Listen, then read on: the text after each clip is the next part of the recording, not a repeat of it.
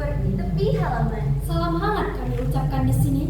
Semoga penuh berkah dan keselamatan. Assalamualaikum warahmatullahi wabarakatuh.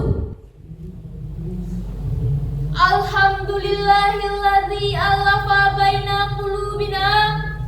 Wassalatu wassalamu ala sayyidil Mustafa wa ala alihi ahli sidqi wal wafa. Dewan Hakim yang arif dan bijaksana, para ofisial dan pelatih yang berbahagia, Sahabat siaran Quran yang tampan, cantik, mempesona. dalam kesempatan yang baik ini, marilah kita memanjatkan puji serta syukur kita kepada Allah Subhanahu wa Ta'ala, Tuhan yang Maha Pengasih lagi Maha Penyayang, yang tak pilih kasih, tak pandang sayang, Yang nikmatnya tak terhitung, tak terbilang. yang dengan nikmat tersebut kita dapat berkumpul bersama-sama di tempat ini, bertatap muka, beradu pandang. Kemudian salawat beriring salam selalu tercurah kepada putra gurun pasir yang pada subuh Senin dia lahir, Patung-patung di sekitar Ka'bah jatuh tersungkur. yaitu Nabi Allah yang terakhir. Siapa lagi kalau bukan junjungan kita, Nabi besar Muhammad Sallallahu Alaihi Wasallam. Hadirin yang berbahagia, Abu A'la Al-Maududi dalam bukunya The Prophet of Islam mengatakan, "He is the only one example." Rasulullah Sallallahu Alaihi Wasallam merupakan contoh yang paling lengkap. Di dalam dirinya terdapat kebesaran dan kemuliaan sifat manusia. Kebesaran sifat Rasul serta keberhasilan beliau dalam memimpin negara telah tercatat dengan indah dan rapi dalam sejarah peradaban manusia. Sehingga wajar kehebatan beliau diabadikan oleh Michael Hart dalam bukunya 100 Orang yang Berpengaruh dalam Sejarah. Dia menetapkan Nabi Muhammad pada peringkat yang pertama. Kebesaran Rasul sebagai seorang pemimpin yang selalu mengutamakan kepentingan rakyat dan mengutamakan akhlakul karimah, pada akhirnya mampu merubah masyarakat biadab menjadi beradab, yang berseteru menjadi satu. Yang dulu menyembah berhala, kini menyembah Allah Ta'ala. Mengingat keberhasilan beliau dalam memimpin, maka pada kesempatan ini kami akan membawakan sebuah syarahan yang berjudul Membangun Jiwa Kepemimpinan Islami pada Kalangan Pemuda, yang akan diawali dengan firman Allah Subhanahu wa Ta'ala dalam Quran Surah Al-Ahzab ayat 21 sebagai berikut. A'udzu billahi minasy syaithanir rajim.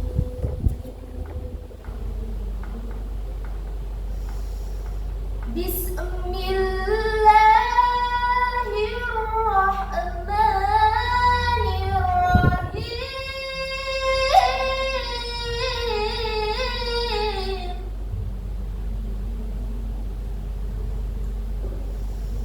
Laqad kana lakum fi rasulillahi uswatun hasanah.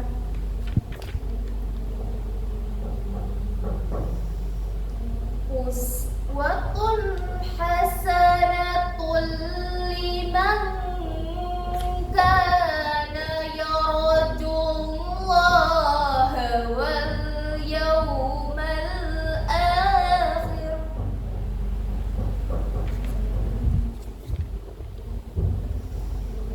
Wal yawmal akhir wa dzakarallaha katsira. Aku berlindung kepada Allah dari godaan setan yang terkutuk. dengan menyebut nama Allah yang Maha Pengasih lagi Maha Penyayang.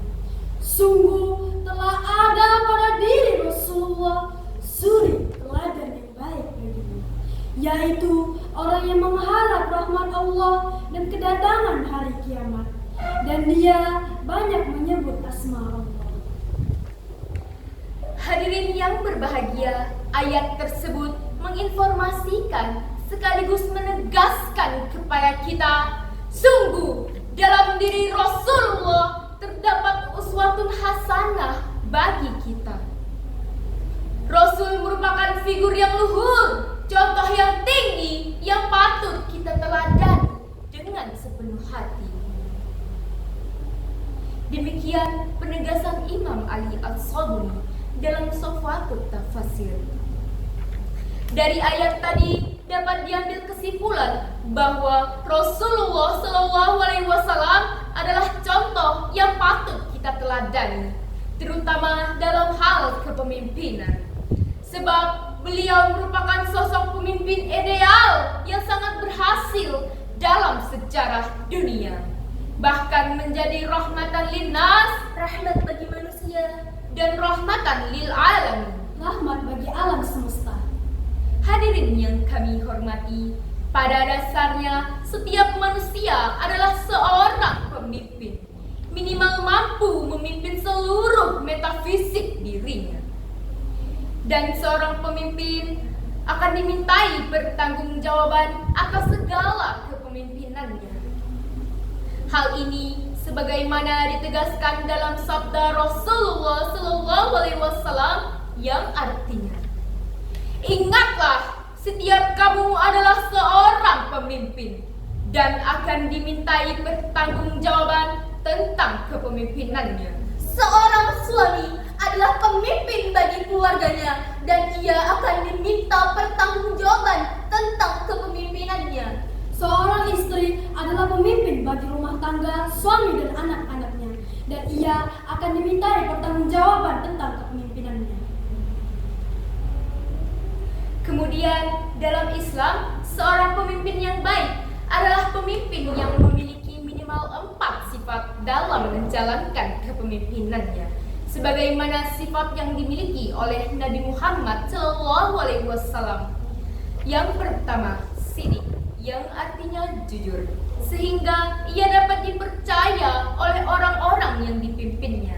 Yang kedua, tabligh, yang artinya menyampaikan dan kemampuan berkomunikasi. Yang ketiga, amanah, yang artinya dapat dipercaya dan bertanggung jawab menjalankan tugas-tugasnya. Yang terakhir, fatonah, yang artinya cerdas, yaitu kepandaian dalam membuat rencana dan menjalankannya. Selain itu, juga dikenal ciri kepemimpinan Islam, di mana Nabi Muhammad SAW pernah bersabda, pemimpin suatu kelompok adalah pelayan kelompok tersebut. Pemimpin hendaknya ia melayani, bukan dilayani. Pemimpin hendaknya menolong untuk maju, bukan memisahkan yang sudah satu. Hadirin yang berbahagia, Dr. Hisham Yahya Al-Talib mengatakan, ada beberapa ciri penting yang menggambarkan kepemimpinan Islam. Yang pertama, setia kepada Allah. Pemimpin dan pengikutnya terikat dengan kesetiaan kepada Allah. Yang kedua, pemimpin melihat tujuan organisasi bukan untuk kepentingan kelompok, tetapi kepentingan Islam yang lebih luas. Yang ketiga, dalam menjalankan urusannya, pemimpin harus patuh pada adab-adab Islam, terutama saat menghadapi orang-orang yang tak sepaham. Yang terakhir, pemimpin diberi kekuasaan oleh Allah Subhanahu wa Ta'ala dan disertai dengan tanggung jawab yang besar. Al-Quran memerintahkan setiap pemimpin menjalankan tugasnya karena Allah Ta'ala dan berbuat baik kepada pengikut atau bawahannya. Hal ini diatur dalam Al-Quran Surah Ali Imran ayat 159 sebagai berikut. فبما رحمة من الله لنت لهم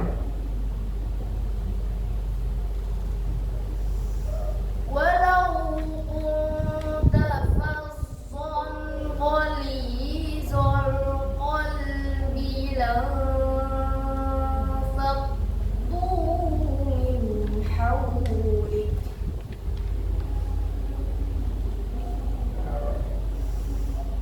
فاعف عنهم واستغفر لهم وشاورهم في الأمر فإذا عزمت فتوكل على الله إن الله يحب المتوكلين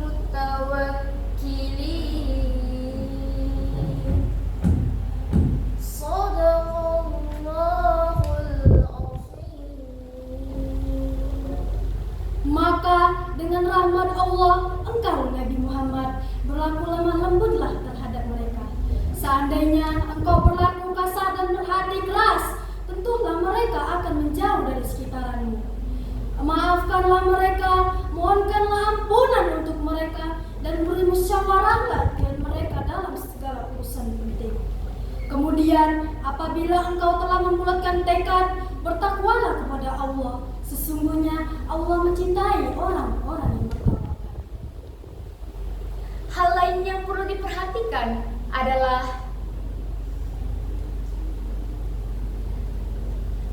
prinsip-prinsip dasar kepemimpinan dalam konsep Islam, yaitu musyawarah, keadilan, dan kebebasan berpikir.